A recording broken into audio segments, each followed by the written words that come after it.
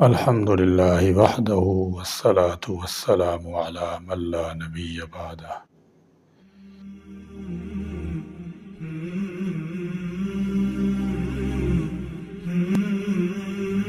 نیت ہر شرعی عمل کی صحت درستی اور عند اللہ اس کے مقبول باعث ثواب ہونے کے لیے ایک باطنی معیار ہے، لہذا کسی بھی عمل کے صحیح ہونے کے لیے نیت کی اصلاح اور درستی اولین شرط ہے۔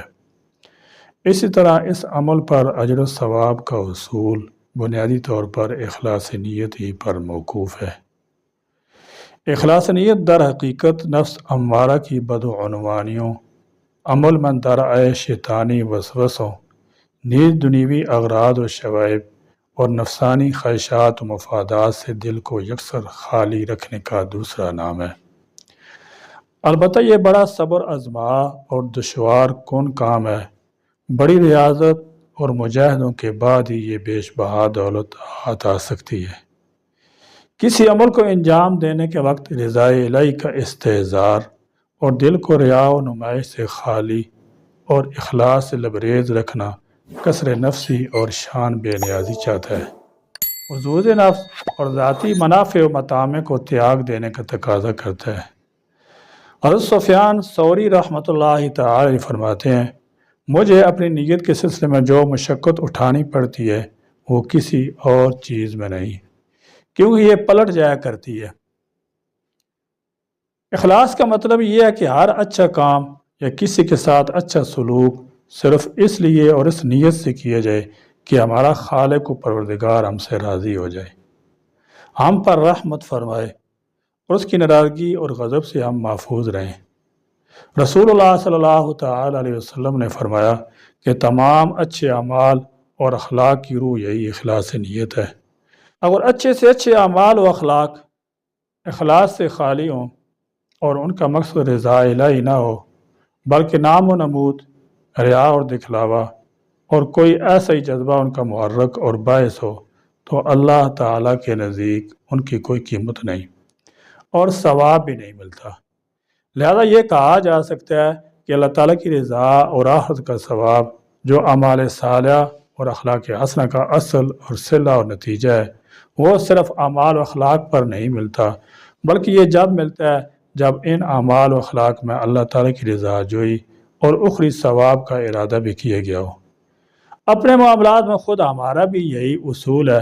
فرض کیجئے کہ کوئی شخص آپ کی بڑی خدمت کرتا ہے، آپ کو ہر طرح آرام پہنچانے اور خوش رکھنے کی کوشش کرتا ہے، لیکن پھر کسی ذریعے آپ کو معلوم ہو جائے کہ اسے آپ کے ساتھ کوئی خلوص نہیں بلکہ اس نے یہ سب کچھ اپنی ذاتی غرض کے لیے کیا ہے، یا آپ کے کسی دوست یا رشتہ دار سے اپنا کوئی کام نکلوانا چاہتا ہے، تو پھر آپ کے دل میں اس شخص کی اور اس کے برتاؤ کی کوئی قدر و قیمت نہیں رہتی۔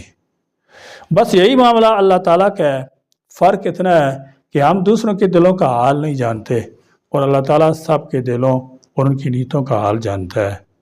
بس اس کے جن بندوں کا یہ حال ہے کہ وہ اس کی خوشنودی اور رحمت کی طلب میں اچھے کام کرتے ہیں، وہ ان کے اعمال کو قبول کر کے ان سے راضی ہوتا ہے اور ان پر رحمت نازل فرماتا ہے، اور دار الجزا یعنی آخرت میں ان کا بدلہ عطا فرمائے گا۔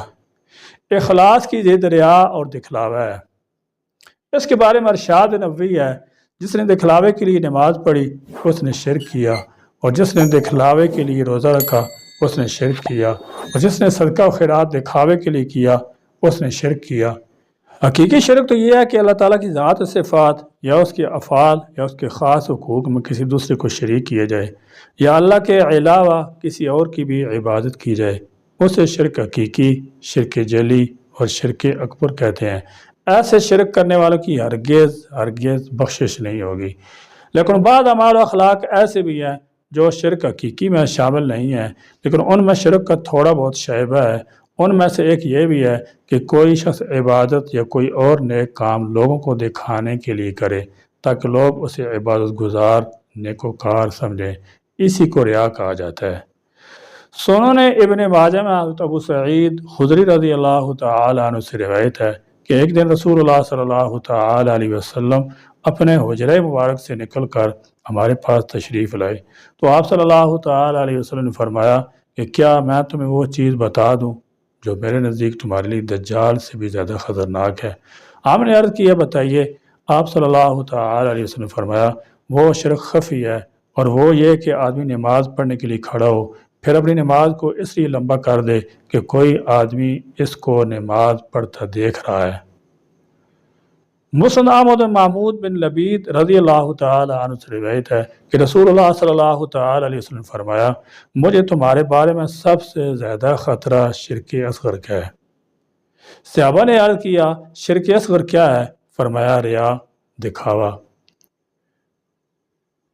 صحیح بخاری و مسلم میں جندب رضی اللہ تعالی سے منقول ہے کہ رسول اللہ صلی اللہ تعالی علیہ وسلم فرمایا جو شخص کوئی عمل سنانے اور شہرت کے لیے کرے گا اللہ تعالیٰ اسے شہرت دے گا، اور جو کوئی عمل دکھاوے کے لیے کرے گا تو اللہ تعالیٰ اسے ضرور دکھا دے گا۔ بسا اوقات بعض دیندار بھی دین کے نام پر دنیا کما کر ریاکاروں میں شامل ہو جاتے ہیں، جیسے کہ ترمذی میں ابو ہریرہ رضی اللہ تعالی عنہ سے منقول ہے کہ رسول اللہ صلی اللہ تعالی عنہ سے فرمایا آخری زمانے میں کچھ ایسے مکار لوگ پیدا ہوں گے جو دین کی آڑ میں دنیا کا شکار کریں گے۔ وہ لوگ اپنی درویشی اور مسکینی ظاہر کرنے اور ان کو متاثر کرنے کے لیے بھیڑوں کی کھال کا لباس پہنیں گے، اور ان کی زبانیں شکر سے زیادہ میٹھی ہوں گی، مگر ان کے سینوں میں بھیڑیوں کے سے دل ہوں گے۔ ان کے بارے میں اللہ تعالیٰ فرماتے ہیں کہ یہ لوگ میرے ڈھیل دینے سے دھوکہ کھا رہے ہیں یا مجھ سے نڈر ہو کر میرے مقابلہ میں جرأت کر رہے ہیں، بس مجھے اپنی قسم ہے کہ میں ان مکاروں پر انہی میں سے ایسا فتنہ کھڑا کروں گا جو ان کے عقل مندوں اور داناؤں کو بھی حیران کر دے گا۔ ترمذی میں حضرت ابو ہریرہ رضی اللہ تعالی عنہ سے ایک روایت یہ بھی منقول ہے کہ رسول کریم صلی اللہ تعالی عنہ سے فرمایا تم لوگ جب الخزنی غم کے کنویں سے پناہ مانگو۔ بعض صحابہ نے عرض کیا جب الخزنہ کیا چیز ہے؟ آپ صلی اللہ تعالی علیہ وسلم نے فرمایا جہنم میں ایک وادی ہے، اس کا حال اتنا برا ہے کہ خود جہنم ہر دن میں 400 مرتبہ اس سے پناہ مانگتی ہے۔ عرض کیا گیا یا رسول اللہ صلی اللہ تعالی علیہ وسلم اس میں کون لوگ جائیں گے؟ آپ نے فرمایا وہ بڑے عبادت گزار اور زیادہ قرآن پڑھنے والے جو دوسروں کو دکھانے کے لیے اچھے اعمال کرتے ہیں۔ ہمارے اکثر بیشتر اعمال خواہ و انفرادی ہوں یا اجتماعی دکھاوے کی نظر ہو چکے ہیں۔ تحدیث نعمت کی آڑ میں تعلی، خود ستائی، جلوہ آرائی، خود نمائی، تفاخر و تکاثر ہمارا شیوہ بن چکا ہے۔ فقدان اخلاص کے باعث شیطان نے ہمارے وجود کو اپنے شر و فساد، مکر و عناد، دجل و فریب کا نشیمن بنا لیا ہے۔ ہمارے یہاں حق و باطل کی شناخت، غلط اور صحیح کی پہچان اور کھرے اور کھوٹی کی تمیز کا پیمانہ ہی بدل گیا ہے۔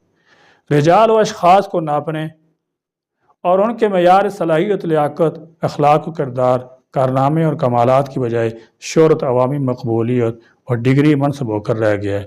معاشرہ کے بڑے لوگوں کے یہاں افراد کی قدردانی کی بنیاد جوہر و خوبی اور ہنر و مندی اور حسن و کارکردگی کی بجائے خوشامد، چاپلوسی اور جی حضوری کاسلیسی ہو کر رہ گئی ہے۔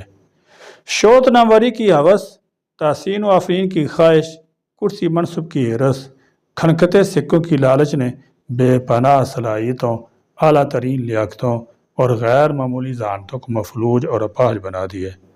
زبان و قلم کی رفتوں کو داغدار اور خامہ و کرتاز کی حرمتوں کو پامال کر دیا ہے۔ تقریر و خطابت کو نغمہ سرائی و سخن آرائی کا مرقع اور لذت سمع و تفریح طبع کا سامان بنا دی ہے۔ یہ مقدس عمل زیادہ تر لطیفوں کی رنگا رنگی، کہانی کی بو قلمونی، زبان کے چونچلوں اور بیان کے چٹخاروں سے عبارت ہو کر رہ گیا ہے۔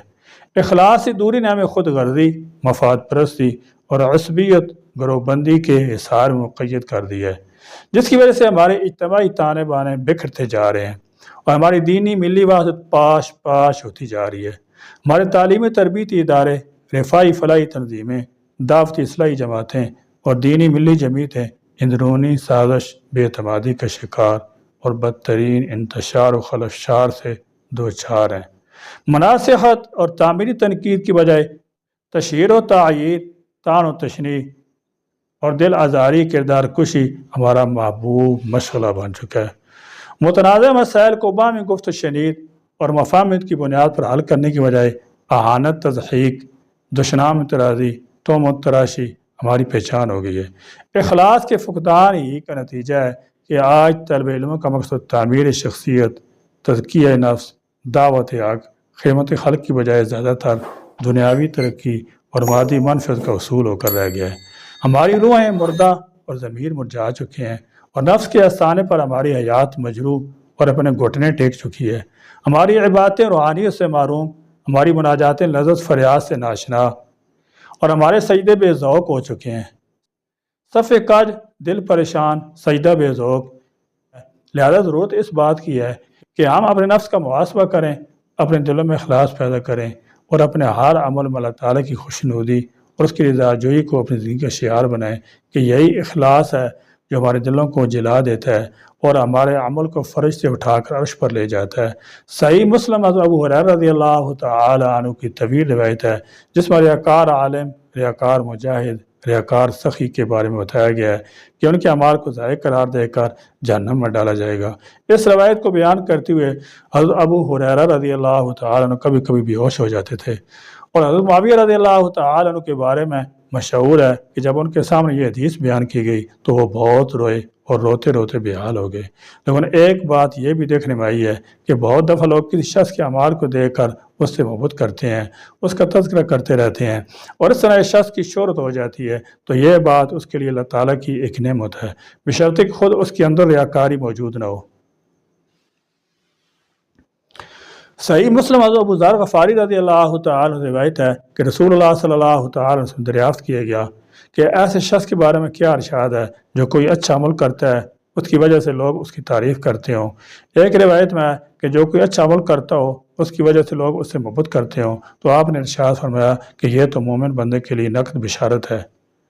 دراصل صحابہ کرام کے دیر میں ریا کا اتنا خوف تھا کہ ان میں سے بعض کو شبہ ہونے لگا کہ لوگ ان کے نیک اعمال کی تعریف کرنے لگیں تو کہیں یہ ریا میں داخل نہ ہو جائے۔ چنانچہ آپ صلی اللہ تعالی علیہ وسلم سے پوچھ لیا۔ اس سے معلوم ہوا کہ عمل کرنے والے کی ارادہ اور کوشش کے بغیر اگر دوسرے لوگوں کو اس کے اعمال کا علم ہو جائے، پھر ان کو اس سے خوشی اور محبت ہو جائے، تو یہ اخلاص کے منافی نہیں۔ اللہ تعالی ہم سب کو اخلاص کی حقیقت نصیب فرمائے، آمین۔ وآخر دعوانا الحمد للہ رب العالمین۔